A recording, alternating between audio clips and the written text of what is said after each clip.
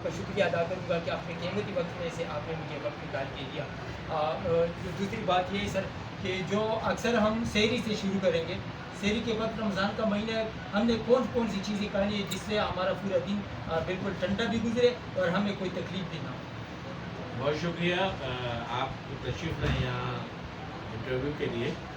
لیکن سب سے پہلے میں آپ کو یہ تلقین کروں گا کہ اس وقت پوری دنیا جو ہے وہ کرونا کووڈ-19 کے گلوبل چیلنج سے نبرد آزما ہے, اور پوری دنیا کے اندر کیجویلٹیز ہو رہی ہیں اور اس میں پاکستان بھی شامل ہے. الحمدللہ ہمارے یہاں اس کا ریشو کم ہے, لیکن تھرڈ ویو بہت تیزی سے ہے. اور میں معذرت کے ساتھ یہ کہتا ہوں کہ آپ نے ماسک نہیں لگایا ہوا, لہٰذا سب سے پہلے میں آن کیمرہ آپ کو ماسک گفٹ کرتا ہوں جو ایس او پی کا فرسٹ اسٹیج ہے. اگر ہماری قوم صرف اس ماسک کو استعمال کر لے تو اس موذی بیماری سے نہ صرف آپ خود محفوظ رہیں گے بلکہ آپ اپنے دوستوں کو یا جن کے ساتھ ہیں, گھر والوں کو, اپنے بچوں کو, ماں باپ کو, بہن بھائی کو, جو بھی فیملی ہے جہاں بیٹھے ہیں آپ ان سب کو اس موذی بیماری سے محفوظ رکھ سکتے ہیں. صرف 2 بڑے سستے سے آسان سے طریقے ہیں جس کی وجہ سے آپ ان چیزوں سے یعنی خاصوں سے کووڈ سے محفوظ رہ سکتے ہیں, اور وہ ہے ماسک کی استعمال, ریگولر استعمال, اور دوسرا یہ کہ ہاتھ کو گلوز استعمال کرنا یا تھوڑی دیر بعد صابن یا کسی اچھے سینیٹائزر سے دھونا.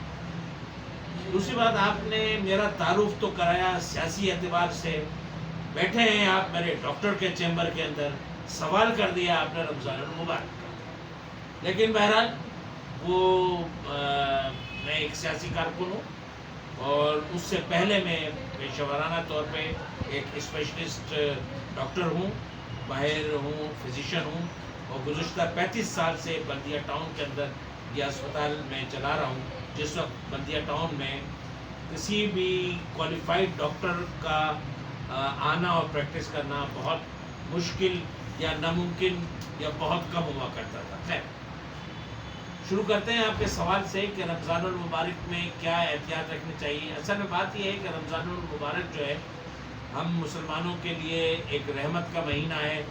اس کو لیے اللہ تعالیٰ نے قرآن کے اندر یہ بات کہا ہم کہ اس مہینے میں یہ قرآن نازل ہوا, اور جو ہے ہم مسلمانوں پر اس تمام روزے فرض کیے گئے 30 کے 30 جیسے کہ ہم سے پہلی امتوں میں. تو اس سے مطلب ظاہر یہ ہوتا ہے کہ روزہ ایک ان عبادات میں سے ہے جو ہمیشہ سے امتوں پہ فرائض میں شامل رہا ہے, اور اسی سلسلے سے خاتم النبیین حضور اکرم صلی اللہ علیہ وسلم کی امت جو کہ ہم ہیں اور ہم پہ بھی روزے فرض کیے گئے. روزے کو ہم عبادات کے طور پہ ضرور لیتے ہیں اور بڑا متبرک اور مقدس ہم اس کو طور پہ لیتے ہیں, لیکن ایک ہے اس کا ایک پریکٹیکل اور ایک ہے اس کی روح, ایک ہے اس کا فزیکل ڈیمونسٹریشن اور ایک ہے اس کی روحانی ڈیمونسٹریشن.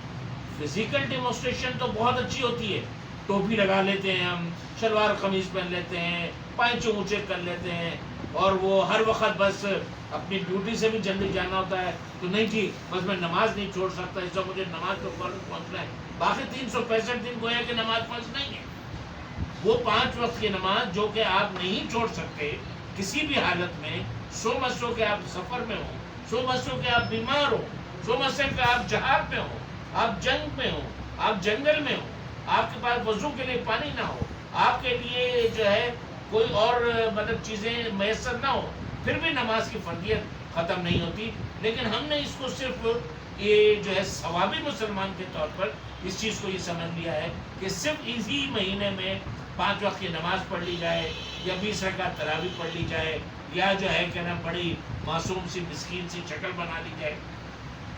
اس کے بعد ہم سارا دن جو روزے کی حالت کے اندر مشقت کرتے ہیں, محنت کرتے ہیں, اپنا کام کاج جاب جس کی جو بھی جاب ہے, کسی کی آفس جاب ہے, کسی کی مزدوری کی جاب ہے, کوئی تاجر ہے, کوئی ٹھیلا لگا رہا ہے, کوئی ایئر کنڈیشن میں بیٹھا ہے, اگر لیکن افطار کے وقت ہم وہ سارے روزے کا بدلہ نکالیں.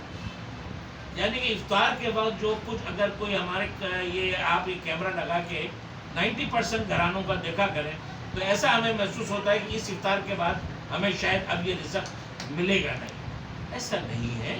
اللہ تعالیٰ کا شکر ادا کرنے کے ساتھ ساتھ یعنی کہ ہم جو افطار کی دعا ہے وہ یہی ہے کہ اللہ تو نے ہمیں توفیق دی اور تیری توفیق سے ہم نے یہ روزہ رکھا اور اس کے بعد ہم تیری دیے ہوئے نعمتوں سے روزہ افطار کر رہے ہیں.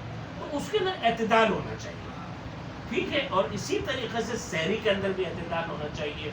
تمام پراٹھے اور لسیاں اور انڈے اور مرغن غذائی کھا لینے کا نام سحری نہیں ہوتا, اور تمام پکوڑے اور سموسے اور ان کے بغیر افطار جو ہے وہ نامکمل سمجھی جاتی ہے. یہ سب نہیں, سادگی اختیار کی جانی چاہیے. ہاں وہ چیزیں جو جسم کو توانائی بخشتی ہیں, جیسے کھجور. کھجور ایک ایسی چیز ہے جو سنت نبی صلی اللہ علیہ وسلم ہے. آپ صلی اللہ علیہ وسلم نے حکم فرمایا کہ تم کھجور سے روزہ کھولو.